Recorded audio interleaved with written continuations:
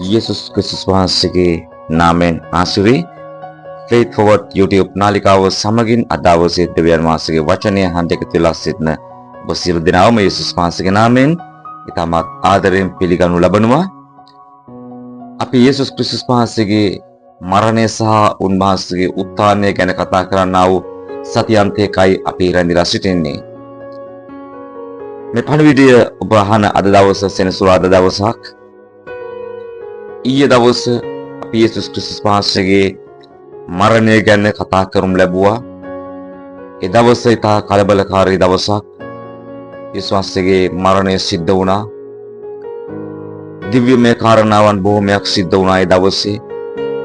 පැරණිගේ උස්මේ ක්‍රිස්තුස් වහන්සේගේ පූජා වීම ගැන තිබුණා වූ අනාගත වාක්‍යයන් ඉෂ්ට වෙච්ච දවසක්. පොළොව කම්පාවක් සිදු වුණා. දේව මාලිගාවේ තීරය දෙකට මැදින් ඉරුණා. මෙවැනි කාරණා සිද්ධ වුණා වූ දවසක්ව තිබුණා සිකුරාදා දවස. හෙට දවස ක්‍රිස්තුස් වහන්සේගේ ජයග්‍රහණික නැවත නැගිටීමක් ගැන කතා කරන්නා වූ ඉරිදා දවස. අපි රැඳිලා සිටින්නේ මේ දින දෙක මැද්දේ නිහඬ සෙනසුරාදා දවසක තමයි අද අපි එකතු වෙලා සිටින්නේ. ශුද්ධ මතවතුමාගේ සුභාරංචියේ 27 වෙනි පරිච්ඡේදයේ 60 වෙනි පදය 59 වෙනි පදය සහ 60 වෙනි පදය මෙසේ කියනවා.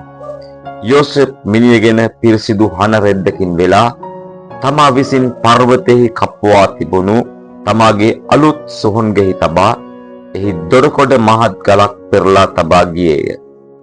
මධ්‍යරායේ මරියාද අනික් මරියාද එතන සොහොන්ගේ ඉදිරිපිට ඉඳගෙන උන්නාය. ස්නේහවන්තය යෝසෙප් කියනා මිනිසෙක් යේසුස් වහන්සේගේ දේහය රැගෙන ඒ සොහොන්ගේ තබා ගලකින් වහලා ගියා. මෙතනින් සිකුරාදා දවසේ කාරණා අවසානයටපත් වෙනවා. සෙනසුරාදා දවසේ කිසිදු සිදුවීමක් දිව්‍යමය ක්‍රියාවක් සිකුරාදා දවසේ වුණා වගේ හෝ ඉරිදා ජයග්‍රාහක දවසේ සිදුනා වූ සිදුවීමක් වගේ කිසිදු කාරණාවක් සෙනසුරාදා දවසේ අපි දකින්නේ නැහැ. මේක නිහඬ සෙනසුරාදා දවසක්. මගේ පණිවිඩය ඔබේ ජීවිතයත් නිහඬ සෙනසුරාදාවක්ද? ඔබට හැඟෙනවද මගේ ජීවිතේ දවසේ දෙවියන් වහන්සේගේ කිසිම කාරණාවක් සිද්ධ වෙන්නේ නැහැ කියලා? මගේ යාඥාවකට පිළිතුරු ලැබෙන්නේ නැහැ. මගේ සේවයේ කිසිවක් සිද්ධ වෙන්නේ නැහැ. මගේ පවුල තුළ කිසිවක් සිද්ධ වෙන්නේ නැහැ. දෙවියන් වහන්සේ මගේ ජීවිතයේ සම්බන්ධව ඉතාමත් නිහඬයි කියා ඔබට හැඟෙනවද? නැත්නම් සියල්ල අවසානයකට ඇවිල්ලායි කියලා ඔබට හැඟෙනවද? ඇතැම් කාරණා වාතාවරණයන් සිදුවීම් මෙව්වා ශාල පර්වතයකින් කළු ගලකින් වහලා වගේ එතනින් එහාට දෙයක් සිද්ධ වෙන්නේ නැහැ කියලා ඔබට හිතෙනවද? සෙනවන්ත ඔබට සුභාරංචියක් තිබෙනවා. මේ උදෑසන සෙනසුරාදා දවස නිමා වීමට යනවා.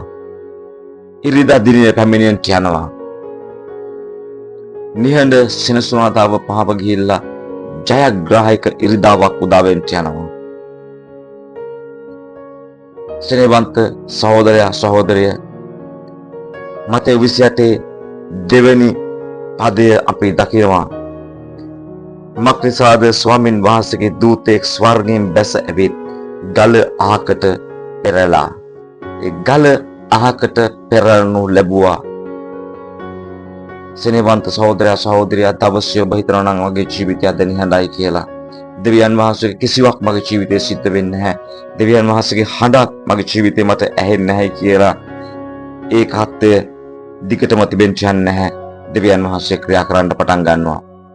සියල්ල නිහඬයි කියලා ඔබ සිතුවට මේ ඉස්සරහට මොකුත් සිද්ධ වෙන්නේ නැහැ කියලා ඔබ සිතුවට සෙනවන්තේ නිහඬ කාලය තුල දෙවියන් වහන්සේ වැඩ කරමින් සිටිනවා. ඔබේ ජයග්‍රාහක දවස උදෙසා ඔබ ජය ගන්නා වූ දිනය උදෙසා නිහඬ කාලයේ දෙවියන් වහන්සේ වැඩ කරමින් සිටිනවා.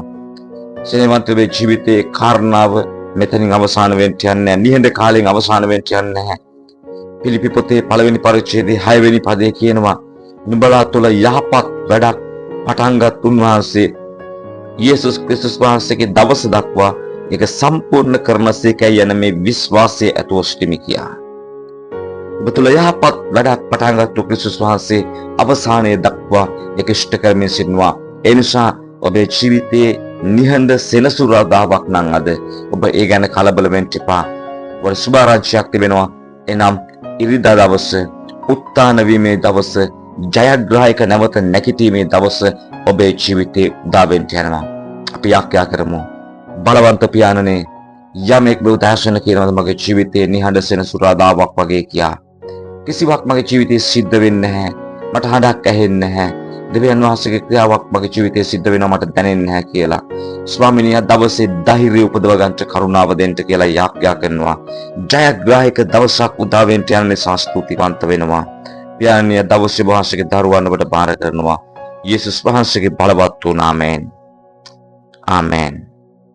අදවසේ පණිවිඩය ඔබේ ජීවිතයට ආශිර්වාදයක් වුණා නම් තවත් අයෙකුගේ ජීවිතයට මේ පණිවිඩය ආශිර්වාදයක් වෙයි කියලා ඔබ විශ්වාස කරනවා නම් සෙනෙවන්තයේ මේ පණිවිඩය ඔබේ මිතුරන් අතර බෙදා ගන්නට දෙවියන් වහන්සේ ඔබට ආශිර්වාද කරන සේක්වා.